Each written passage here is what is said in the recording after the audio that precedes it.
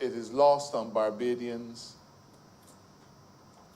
that the pandemic with which we are presently confronted continues to have the potential to wreak havoc on Barbados. Fortuitously, the cases that we are encountering are, with I think the exception of just one, cases that are imported. So, and we all know them. People who have come in on JetBlue, people who have come in on British Airways, people who have come in on Caribbean Airlines, people who have come in on Virgin, people who have come in on the chart of the Ghanaian nurses. People continue to present COVID positive cases. Now, we're doing our very best, and I think that it is the best that is worthy of highest commendation, to make sure that COVID does not propel Barbados to that place that we were in March, which saw us shutting down the country, imposing a 24-hour curfew, limiting the ability of Barbadians to move about, limiting the ability of Barbadians to play and to worship and to get together. But the fact is, sir, that even though we are not in that place, and even though we're managing the situation, in our view, in a way that is quite commendable, one little slip could completely transform that picture. In order to make sure, Mr. Speaker, that we reduce, if not eliminate, the possibility of those little slips, it is important for us to be able to continue to manage this COVID pandemic, this local COVID crisis, in a way that is swift and in a way that is reasonable. Mr. Speaker, I remind the Chamber that when we started, we had the highest level of restrictions that Barbadians were exposed to on the 28th. But through a process of almost daily consultation, we were able to free up sectors, and then directive after directive always saw Barbadians having an opportunity to spread their wings a little bit further. So now our current COVID directive looks very different to what obtained in the beginning. But it still requires management. It requires management, Mr. Speaker, because we have to have travel protocols in place. We have to have protocols in place for the hotel and tourism sector. We have to maintain protocols in place for the transportation sector, for the entertainment sector. I was dismayed to have received, well, let me be more precise. I was filled with a mixture of emotions when I got a call from the head of the COVID monitoring unit to say that he had closed 4 bars and pulled 2 bus crawls, they call them, 2 party buses off the road only on Saturday night. Now, sir, I was filled with 2 emotions because on the one hand, I was glad that he did it, because it's important to let people know that we are not joking around. But on the other hand, I'm sorry that he had to do it, because it told me that people have not been taking this crisis seriously. 2 bars side by side, or as we say in the country, side and side, in St. Lawrence Gap had to be closed. Now, that represented a lost opportunity for entertainment and letting off some steam for the patrons. It represented a lost opportunity for those businesses to earn revenue so as to be able to pay suppliers and pay salaries and pay taxes. So to have those businesses shut down is not good for anybody. But at the same time, sir, Barbadians and especially businesses have to be serious. Our current protocols say, Mr. Speaker, that the owner of the establishment is responsible for ensuring that Barbadians satisfy the protocols. And there's a reason why we put it on the owner. We could have, because you could as well stand up at St. Lawrence Gap, at the start of St. Lawrence Gap, and grab people as they come in. The owners of the enterprises, sir, from supermarkets to churches to nightclubs to restaurants, they have a responsibility in law to make sure that their patrons comply. But they've not been doing it. They have not been doing it, sir. I don't know if it is the pursuit of the almighty dollar, if they were so glad to have people in the place. I don't know what it is. But by not insisting that your patrons follow the rules, follow the protocols, you are exposing potentially large numbers of Barbadians to a further spread or to a re-emergence of COVID infections. Now, sir, there is no law that we have other than the COVID directives which would have allowed the COVID monitoring unit to act as they did. We have a Health Services Communicable and Notifiable Diseases regulations that is dated. We had to make a quick amendment at the start of COVID, but it's a very different structure. We need, therefore, to maintain a legal framework which can allow those things to persist. We don't want to keep Barbadians in this way. I don't think Barbadians want to be kept in this way. But the fact is that until the world gets a vaccine or otherwise gets rid of COVID, if that is even remotely possible, we will have to be continually vigilant. Now, sir, under our emergency proclamation arrangements, and they're found in many places, we have an Emergency Proclamation Act, we have the Constitution, the Section 24, 25 of the Constitution, and we also have the Emergency Management Act. In all three of these pieces of legislation, a state of emergency is only allowable, can only be allowed to persist for 6 months. Or let me put it another way, the time for the proclamation can be extended to no more than 6 months. So the furthest that we are in law able to extend this particular state of emergency from the 28th of March is to the 27th of September. Now, I serve notice on this chamber that it would be a fool's dream to believe that come the 28th of September this year, that COVID will have gone away. The scientists and the doctors are saying that there may be a vaccine. Some are saying they're cautiously optimistic. Others are saying don't expect it. But the point is that we are in uncharted waters. And Barbados is already feeling the economic pinch. And we're also feeling the need to open back up as we have.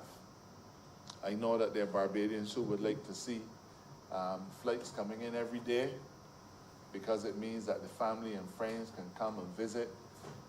People are delaying funerals in the expectation of individuals being allowed to fly into Barbados. As preservation of life and limb of Barbadians, it is important that we keep this state of emergency in place. The experience in Antigua has been interesting. Only last week, their Prime Minister had to go to their parliament to extend his state of emergency by a further 3 months. And if you listen to the debate, it was quite contentious. And the opposition in Antigua argued that there was no basis for maintaining the state of emergency. And I was a little bit bewildered. I don't know what would be said today, but the one thing that has been able to help us in this fight has been our ability to change things sometimes on a daily basis as circumstances require it. Our system is such that it protects people because of full protection of the law, but equally, for the benefit of society, we've had to curtail privileges in a limited way. I won't bore this chamber with jurisprudence, but I will say that in the last 5 or so weeks, a case was decided in South Africa. And in that court, it was argued that a particular COVID directive had gone further than was necessary. And the court struck it down on the basis that even though you were taking steps to preserve life, limb, and to keep a society intact, those steps that you take must always bear some relationship to the peril that you face.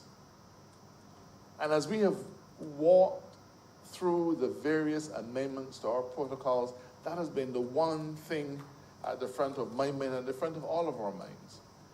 Are the restrictions that we continue to impose, or are the new restrictions that we impose, reasonable and fit?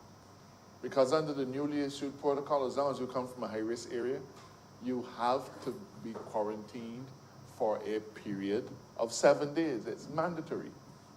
In my review meeting with the CMO this morning, Chief Medical Officer, he was careful to stress, it isn't that we have mandatory quarantine and then there is some lesser form of quarantine.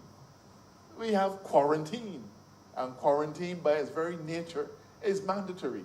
There's no voluntary quarantining. You're either in quarantine or you're not in quarantine. Now, we are about to sign into law a new set of directives. And every day, things are changing.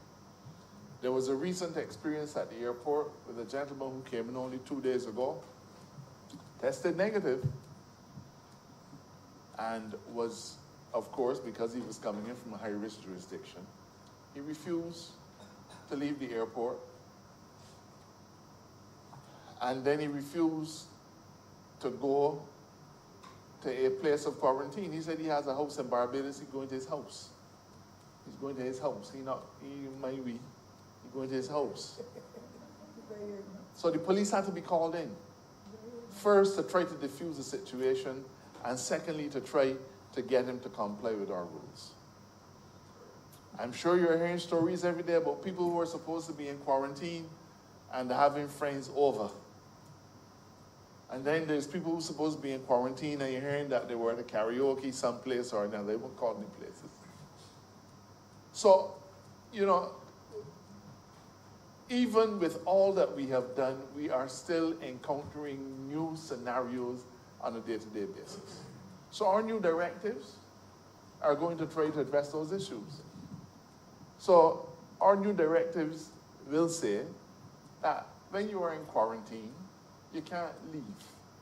You can't leave to go and visit your godchild. You can't leave from the church. You can't go to your funeral. You can't go to a fete. You are in quarantine.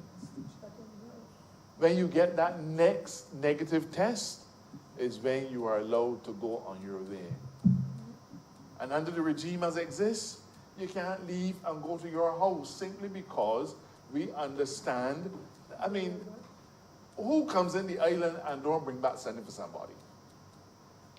And who, upon getting the call saying, you know, I got a bag of things there for you from New York, but you're going to wait 7 days before you can come and get it? I don't know what would be in the package. But that's not, we got to relate to Barbadians as they are. We know them because that is who we are. So you want to get your things. And you can't go and get your things unless you stop and you ask how Inez and how Patsy, and see if for long you get fat, and on and on and on. So we have now to tighten up those screws by providing you can't have visitors. You can't leave. This is not about inconveniencing people. This is about safeguarding the lives of Barbadians. Now, who would resist those efforts? I hope, as I know we all do, that over time, instead of a tightening, we'll find a way of relaxing. We've certainly tried wherever possible. We've tightened when we had to, and we've relaxed when we had to. But we understand, because of the fact that some people who are testing negative at the outset may be negative then, but they may be positive in 5 to 7 days. No. We've determined that if you are from a high-risk area, and you know those places, the United States, for example, if you're from a high-risk area, we're going to treat you as a high-risk individual. We want you to come. We want you to come home. We want you to come to Barbados for the welcome stamp. You might have a business here, you might want to come and see if the sheep growing, whatever it is. We didn't close our borders. We just restricted your entry. And now we're saying, yes, Barbados is still open for business. But there's the proviso. And that proviso is that you must follow our protocols to safeguard the rest of the society. Whether you are a Bajan or whether you are a foreigner, as long as you are coming into our ports, you have to follow our protocols. Mr. Speaker, the overriding objective of the state of emergency and the proclamation that we are seeking to amend is those things that it supports. It supports the arrangements under the COVID order, and that's what empowers the chief medical officer to deal with the situation in this medical health pandemic as they arise. It also is the legal foundation for the directives, and as you know, we've been changing the directives from time to time. When we change the directives, Mr. Speaker, we don't come to Parliament to do it. Those powers devolve onto the Prime Minister by virtue of the COVID order. And those powers are exercised by her upon consultation with and upon the advice of the CMO.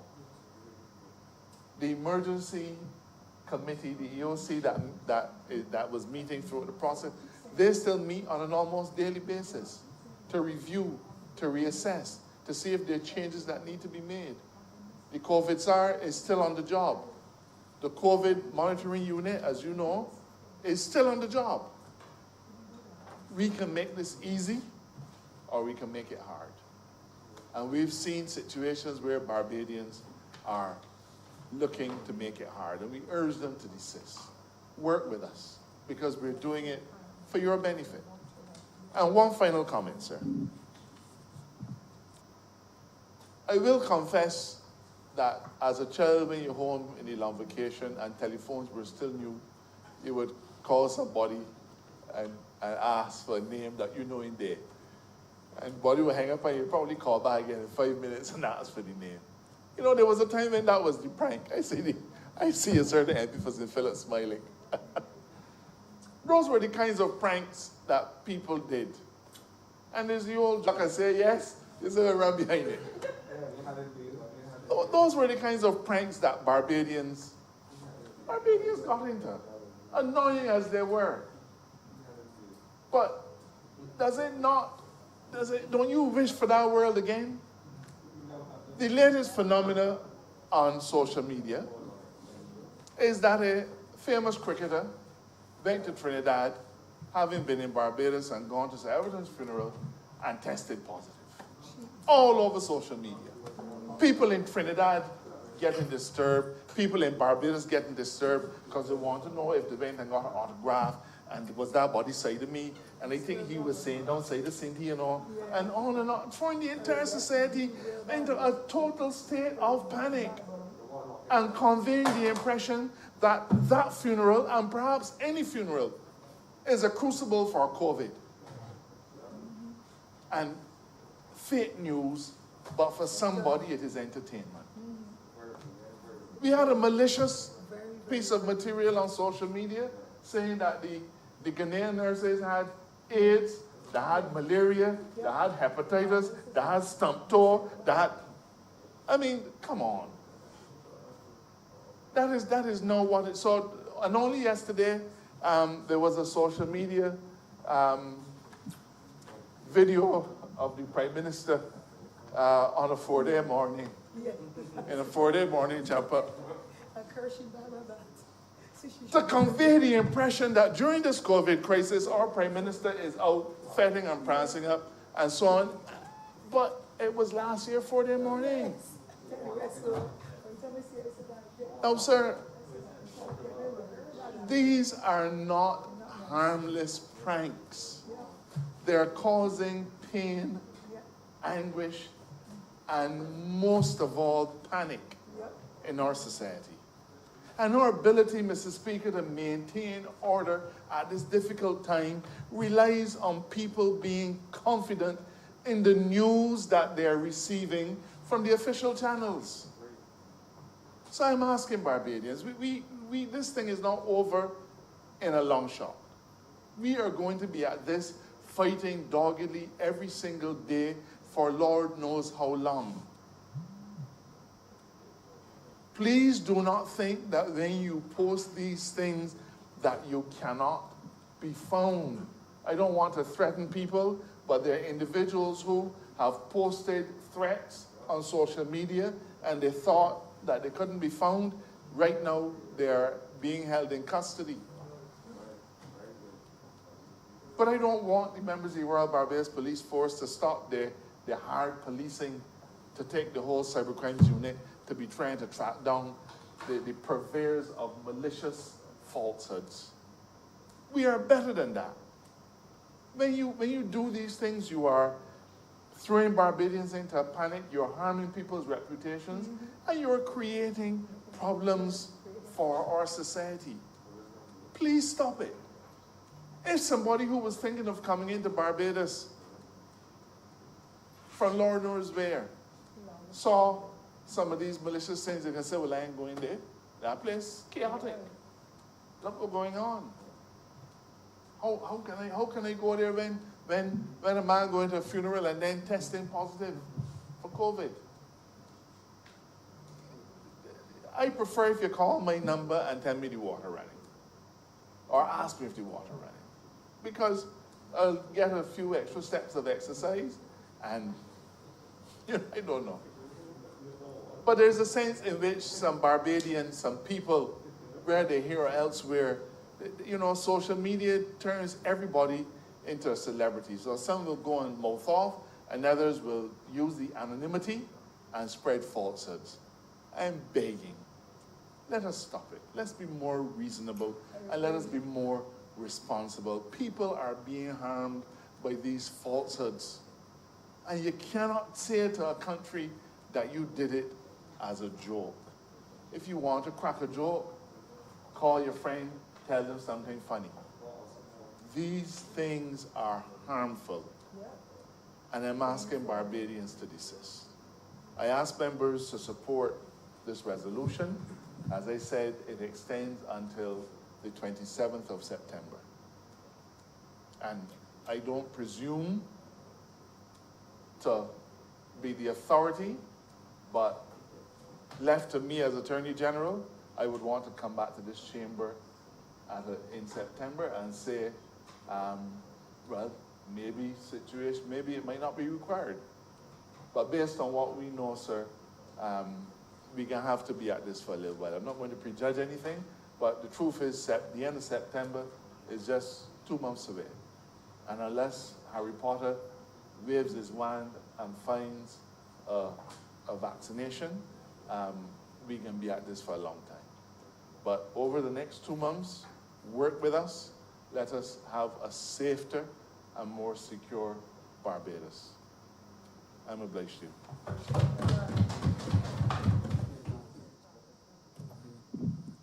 Beg to move that this resolution do not pass. The question is that this resolution do not pass. All those honorable members in favor, please say aye. Those against, please say no. We think the ayes have it. This resolution stands passed. Honorable Leader of Government Business. Thank you, Mr. Speaker. With that, we've come to the end of today's sit-in. I beg to move that this sit-in be adjourned until Friday, the 7th of August at 10 a.m. Requesting that this honorable chamber be adjourned until the 7th day of August at 10 a.m. in the forenoon. All those honorable members in favor, please say aye. Those against, please say no. We think the ayes have it. This honorable chamber stands adjourned on Friday, the 7th day of August at 10 a.m. in the forenoon.